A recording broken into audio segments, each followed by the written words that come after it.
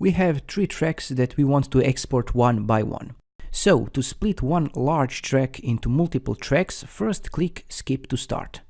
Over here, press ctrl+b to add a marker. And we will use a marker to tell Audacity where to split tracks. Name it to track 1, for example. Now find where is the beginning of the second recording. Also ctrl+b to add a marker. And the third recording also.